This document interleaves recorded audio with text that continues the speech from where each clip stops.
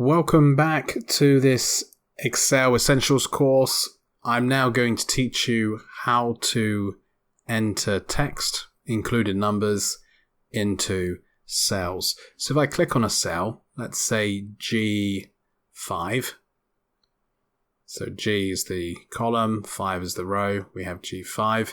All I need to do is simply type on my keyboard to enter the appropriate text into the cell. So if I put in my name, the Bookkeeping Master, I just type that in and then press enter on my keyboard, it's entered this text into G5. Even though the text has moved over to H5 and I5, this data is in G5. And I know that because of this box here. So when I click on G5, you can see my name, the Bookkeeping Master, appears in this box. If I click H5, it's blank. And any other cell, it is blank because nothing has been entered onto this spreadsheet apart from G5, and the Bookkeeping Master shows up. Perhaps I want to put in a different name. My real name, Sam, and press enter. That's been entered into M6. R13, perhaps I can put some numbers in. And another box, let's say C18, I'm going to enter a date. Now you'll notice that I can actually move cells by using the arrows on my keyboard. So you don't have to move the mouse cursor and click on the relevant cell. You can use your arrows too to navigate the cells. If I click on G5, the Bookkeeping Master, you'll see that this text is too big for that cell. So the Bookkeeping Master text has gone into H5 and I5. It's the same with the date here. All I need to do is go up to the column, and if I go between the two column headings, so go between G and H, I can actually click and I can drag to increase the width of column G. And if I click and drag it to further than the text itself, you'll see that my cell is now wide enough to hold that text. And I can do the same here. If I go between C and D, the information, the data is in C18. So if I click here in between the two and drag it, I can make the column wider. So these cells are now wider. And all I'm doing is clicking and dragging on these cells to get multiple cells, to highlight multiple cells. So C18, the column C is now wider. I can even make them smaller. If we wanted the column P to be smaller for whatever reason, I go between P and Q, I click, and I can drag it and make it much smaller. So it's a very narrow column now.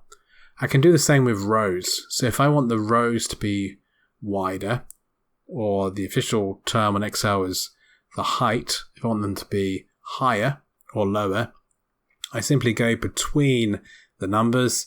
So if I want to make row 9 have a bigger height, I go between 9 and 10, I click and drag, and I can increase the height. So you can see the height is now much bigger on row 9. I can do the same with 7, perhaps the same with 14, so go between 14 and 15, click and drag, and that height is now bigger. So you can see the cells are now different sizes based on the column width or the row height. If at any point you don't like what you've done, you can actually undo it. So at the top of Excel here, next to the floppy disk icon, the save icon, there is an undo arrow. There's actually also a redo arrow. So you can undo and redo. If I click undo, you'll see that things start returning to normal. If I keep clicking it, it will undo one task at a time. It's undoing those heights and widths. It's now undoing the text. I've now got a blank document. If I redo, it's going to bring it all up one at a time. So the text is now back. Columns are getting wider and rows are getting higher. Okay, that's undo and redo. Now there is a quicker way to sort the height or the width, column or row, than what I've shown you. Okay, and that is to go to the same place as before, so between G and H, and instead of clicking and dragging, if I just double click, so if I click twice very quickly, it will make the column width wide enough for the text.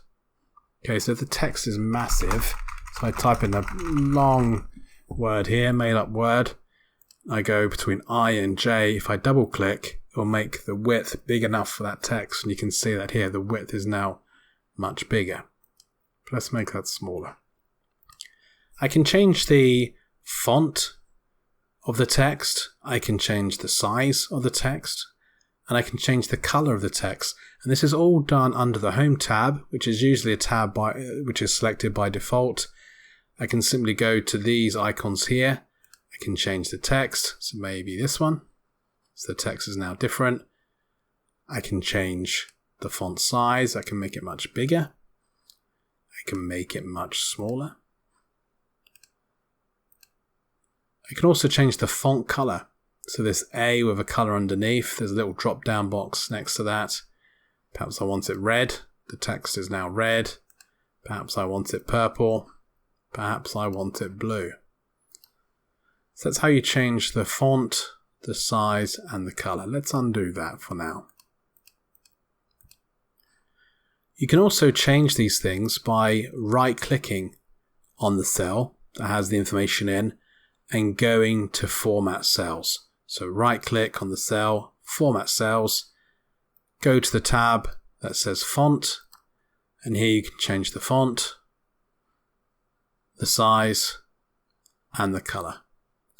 You'll notice that you can also make text italic, bold, or bold and italic. There are icons for that here. So here's bold, here's italic. There's also an option to underline. So potentially I could have my text very big, in italics, bold, and have the column wide enough for the text. So there we go, the Bookkeeping Master, that's me. I can also color the actual cell, and that color is next to the color for the font. So there's another color option here. It's like a bucket pouring paint. If I click on the drop down list, I could have perhaps a black cell, a red cell, a blue cell. And instead of trying to color these cells one at a time, what I can do is actually click on a cell and drag to highlight multiple cells and then choose the color that I want. So it could be that I want these cells here to all be green. Let's now undo that. It may be that you want whole rows or columns to be a certain color. If that's the case, just click on the column heading, so K, to highlight the whole column and choose the color. It could be that we want 16, the whole row of 16, to be purple. If I do that, then the whole row, even if I move across the screen, is going to be purple. Let's now undo that.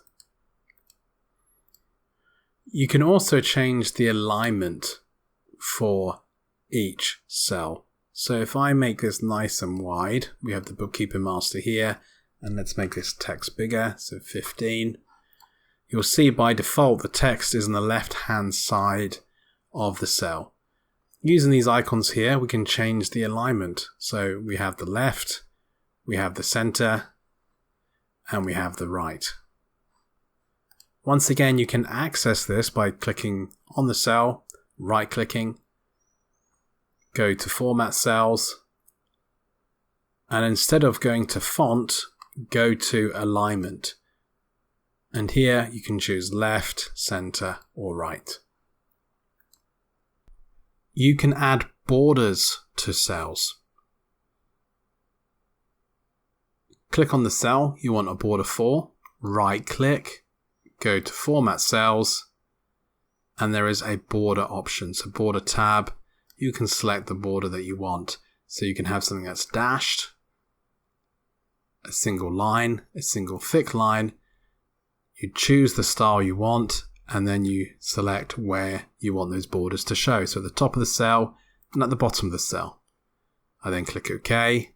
That will then add a border to the top and the bottom. It could be that you want to experiment for a while, so Format Cells, and make it a bit crazy. So we could have a sort of dashed at the bottom, a nice thick one on both sides, and then a thin dashed line at the top. This is how it looks.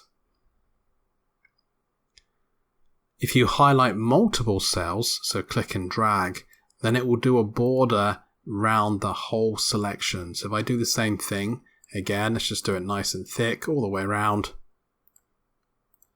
and click OK, it will then create a border around the whole cells that I've selected. You could then highlight individual rows and then add borders to those rows that you've selected, the cells that you've selected, like so. So I've covered a lot in the last 10 minutes.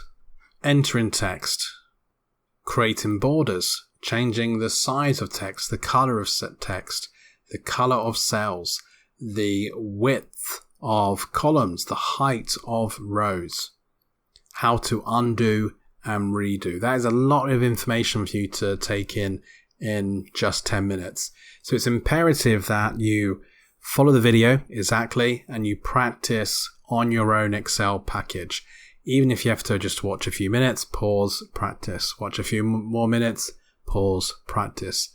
If you're not practicing this, it's going to be much harder for you to learn it. And trust me, you'll find once you've done it a few times, it will stick. It is much easier than it looks.